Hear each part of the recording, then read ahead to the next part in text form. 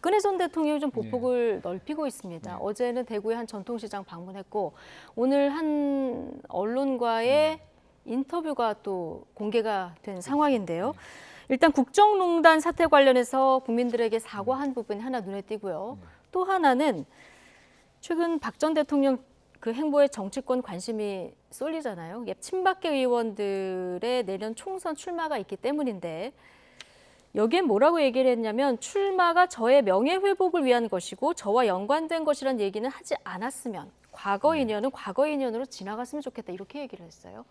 쉽게 말씀드리면 선거에 출마하면서 나를 팔지 말아라 뭐 이런 취지의 말씀을 하셨다고 해석이 되죠. 근데 박근혜 전 대통령의 입장에서는 인간에 대한 어떤 배신감 같은 게 많이 들었을 거예요. 왜냐하면 2016년 총선을 앞두고 그때 소위 친박, 찐박 뭐 이렇게 공천 과정에서 가려내겠다고 소위 몇몇 친박 인사들이 얼마나 활발히 활동을 했습니까? 그러다가 총선 참패를 했는데 그 이후에 탄핵에 이르는 과정에서 탄핵 소추안 표결을 했잖아요.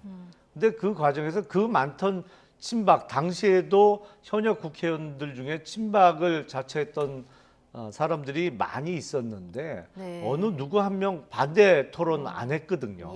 그리고 탄핵소추안이 통과가 됐죠. 그 이후의 과정은 너무나도 많은 국민들이 잘 아시겠습니다만 박근혜 전 대통령 입장에서는 그때 그래놓고 이제 총선이 또 다가오니까 내 이름을 걸고 총선에 출마하는 것은 좀 안 그랬으면 좋겠다. 이런 취지가 아닌가 싶습니다. 늘 옆에 있는 유영하 변호사가 나온다면 유영하 변호사 정도만 도와줄까요?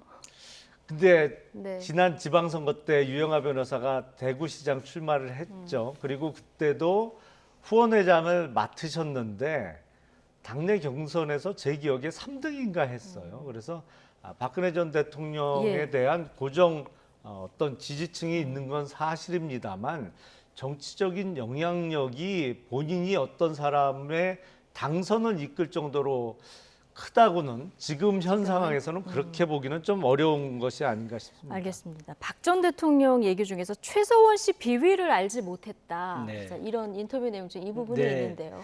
오늘 하나 재밌었던 게 최서원 씨의 딸 정유라 씨가 SNS에 엄마는 끝까지 의리를 지켰다. 뭐 좀 서운함을 토로한 겁니까? 네, 그렇지 않았을까요? 지금 모든 분들이 다 지금 석방된 상태죠. 그러나 지금 딱 한 명만 남아있다면 최서원 씨가 있기 때문에 딸로서는 계속 그런 얘기를 계속 해야 된다. 뭐 그렇게 보입니다만은 오늘 박 전 대통령의 언론 공개된 것을 보면 발언을 보면 아직도 국민 눈높이하고는 전혀 맞지 않는 현실 인식을 하고 계신 게 아닌가 싶습니다. 내가 뭘 잘못했느냐, 정말 박근혜 정부 때 뭘 그렇게 잘못했느냐라고 이렇게 항변을 하시는 모습을 보면서 국민들로부터 탄핵까지 받으신 분이 지금 새롭게 나오시면서 사과를 하신다고 하지만 구체적으로는 사과할 마음이 없으시구나 이런 생각이 들었습니다.